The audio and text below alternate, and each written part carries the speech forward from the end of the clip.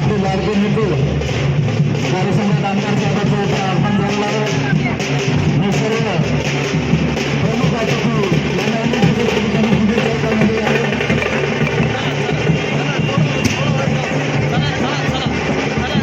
या विभागाचे सामने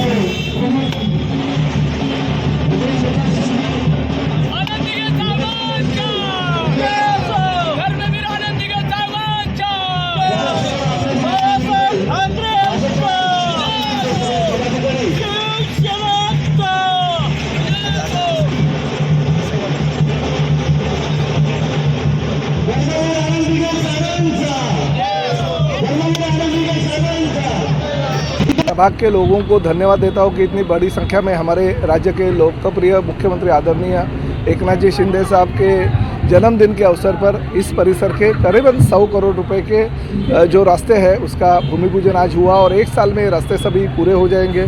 बहुत सालों से हमारे लोक प्रतिनिधि यहाँ के नगर सेवक नगर सेविका कोशिश कर रहे थे, मगर महानगर पालिका के पास निधि की कमतरता होने की वजह से वो रास्ते नहीं हो पा रहे थे। आखिरकार मैं महानगर पालिका के माध्यम से एक कौन से रास्ते बनाने हैं उसकी यादी ले ली।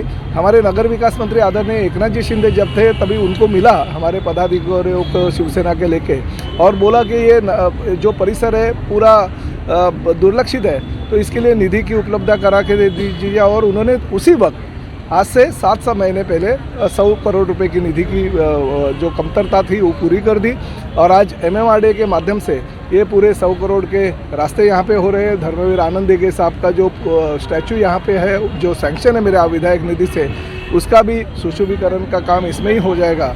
तो ऐसे बहुत सारे विकास के काम इस प्रभाग क्रमांक 14 के परिसर में हो रहे हैं। मुझे खुशी है क्योंकि नाट्यगृह लता मंगेशकर के नाम का इसी परिसर में हो गया, मराठा भवन और मराठा विद्यार्थियों का वसतिगृह इसी परिसर में है, हमारा वारकरी भवन इसी परिसर में हो रहा है। हमारा एक 25 करोड़ रुपया शासन ने और निधि मंजूर की है, उसके माध्यम से हम एक बहुत अच्छा अस्पताल लता मंगेशकर हॉस्पिटल के बाजू की जो इमारत है उसमें बना रहे हैं, जिसमें 1 रुपये भी महानगर पालिका क्षेत्र के नागरिकों का खर्चा नहीं होगा।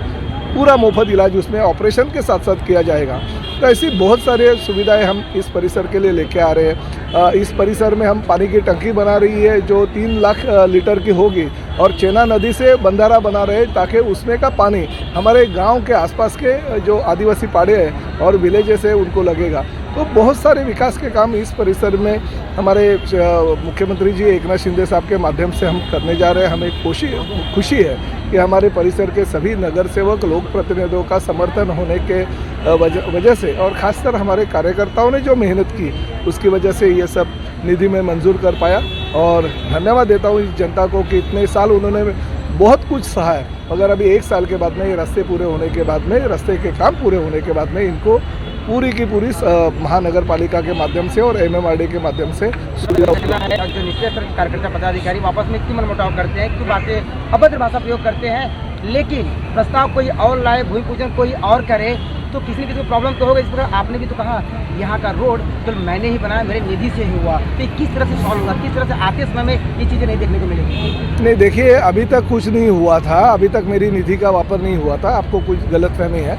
मगर आज के बाद जो हम काम करेंगे वो पूरा का पूरा महाराष्ट्र शासन के MMRDA और मेरे विधायक निधि से होने जा रहा है। और ठीक है, पीछे जो हो गया, लोगों ने तकलीफ तो सहन की है, मगर राजकीय पार्टी के नेताओं ने या कार्यकर्ताओं ने आपस में वाद विवाद निर्माण नहीं करना चाहिए। लोगों की जो सेवा है, लोगों के काम है वो करने के लिए कोशिश करनी चाहिए और सभी पदाधिकारियों ने अपना जो इज्जत एक दूसरे की है वो करनी चाहिए। किसी को दामन के ऊपर कोई छींटा नहीं उड़े, इसकी जिम्मेदारी भी कार्यकर्ता के रूप में सबकी होती है।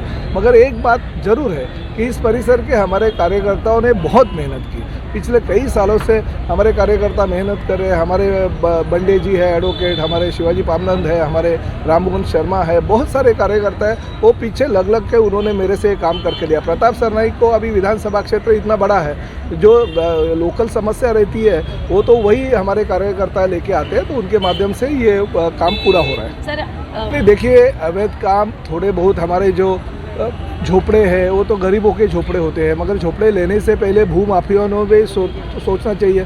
3-3, 4-4, 5-5 लाख रुपए वो गरीबों से लेते हैं, मगर उनको सुविधा कुछ देते नहीं है और झोपड़ों में उनको बिठा के दे देते हैं और बाद में हमारे पास लाइट, पानी और बिजली की समस्या लेके आते हैं, रास्ते की समस्या लेके आते हैं। वो नहीं होना चाहिए।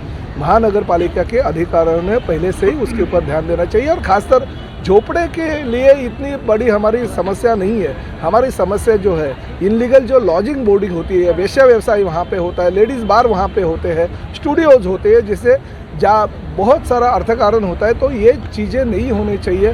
झोपड़ों तो एक समस्या नहीं है, लोगों को घर तो हर इंसान को घर मिलना चाहिए। बेचारे शासन अगर घर नहीं दे रहे इसलिए बेचारे वो झोपड़े में आके बस रहे, तो उनकी समस्या नहीं, मगर हमारा एक समस्या बहुत बड़ी है कि लॉजिंग बोर्डिंग, लेडीज़ बार, इसके ऊपर कार्रवाई होनी चाहिए जो इलीगल तरीके से।